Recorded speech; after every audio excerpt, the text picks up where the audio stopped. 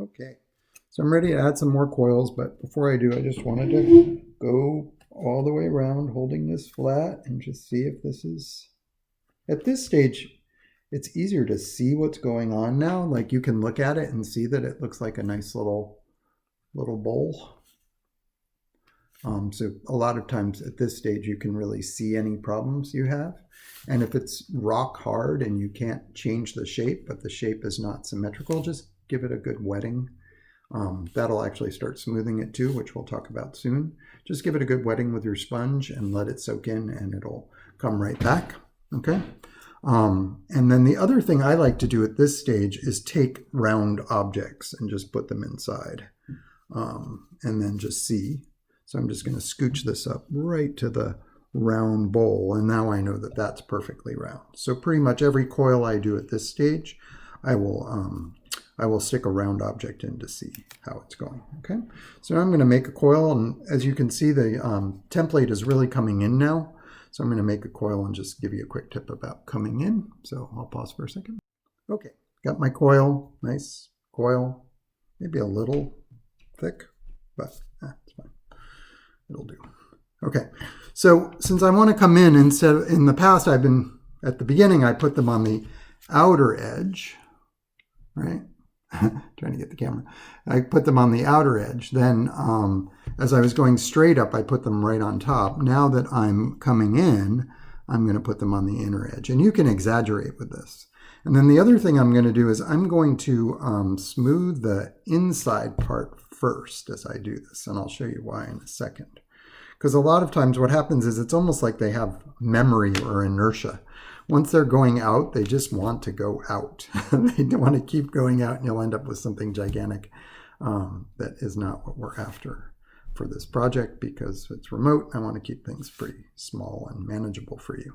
Okay, so the first thing I'm going to do is smooth it on the inside. And again, I'm just taking a little bit of clay and I'm not touching the top at all, smoothing it on the inside. Okay, then I'm going to smooth it on the outside, because what happens a lot is when people smooth it on the inside, they'll like push it out as they smooth. So just remember, as you're doing it, sort of flip the clay down on the inside and then go around to the outside. And if you exaggerate it and have it coming in too fast, that's fine. It's easy to fix it if it's coming in too fast. Oh, and by the way, I added this to a coil without using a fork, because I had added another coil already to save you some time on video that I had scored the rim. So always remember when you add that first coil of the day to score the rim. Otherwise, it won't bind to the old clay, right? That old stiff clay won't bind to fresh clay. You got to fork it up first. Okay, so I overdid it. It's coming in way too fast probably, but that's really easy to fix. All I have to do is just take my template and then just push it back out into the template.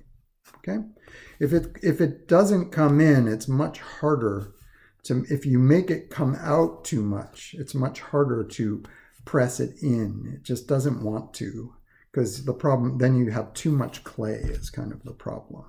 So you always want to, when you're coming in, right, again, use that flip movement to just get a little bit of clay down on the inside, and then smooth the outside, and let it come in too fast, and then just use your template to force it back out a little bit if it did come in too fast. And again, you should see something that looks reasonably nice,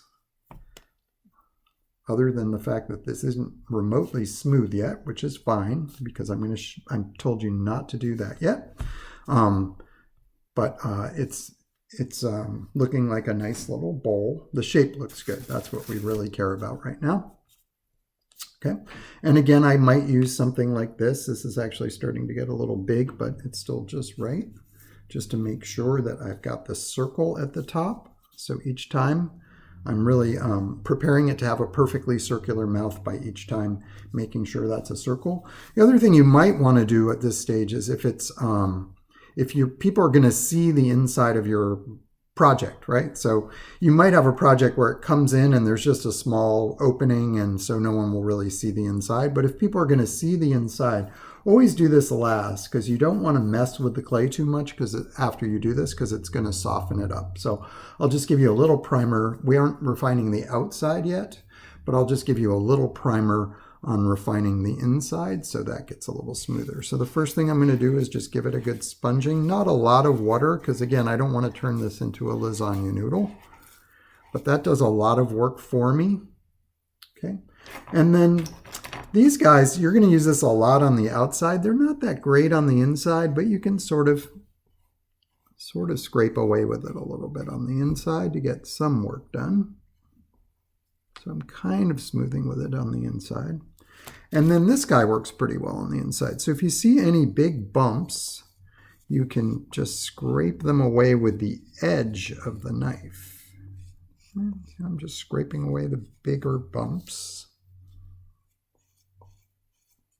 And again, I would only do this when it's has already gotten firm, because see how it's flexing as I move it around? So it could really lose its shape. So if you want to do this and it isn't firm enough, just leave it out for a couple hours before you start doing this, okay?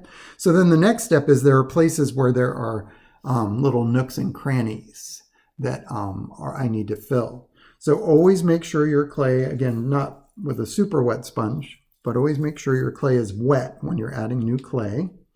And then you're just going to take the new clay and you're just going to slap it in there and just fill in any of those little nooks that you see.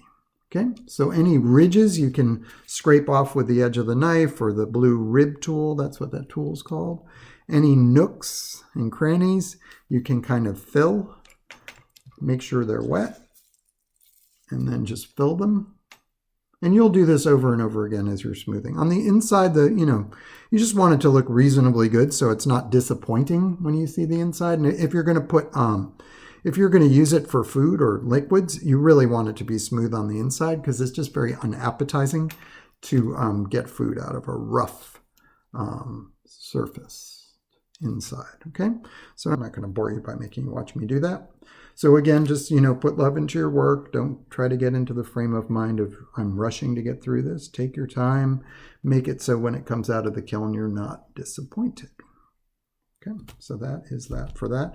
And if it starts to soften up too much, make sure that you just let it set out to firm up. And one big thing is, see how there's a little puddle in there? Never leave a puddle at the bottom because that'll just sit there and turn the whole bottom into mush. Okay, I'm just using my sponge one last time to get some smoothing. You can see this is it's gotten a lot smoother, but it's not quite where I want it to be. There's still a few little places where I would add, where once I turn off the video, I'll add some more clay to fill in some of these spots that are still have little nooks and crannies. But it is starting to get a little soft too, so I want to just set it aside and let it firm up before I do that.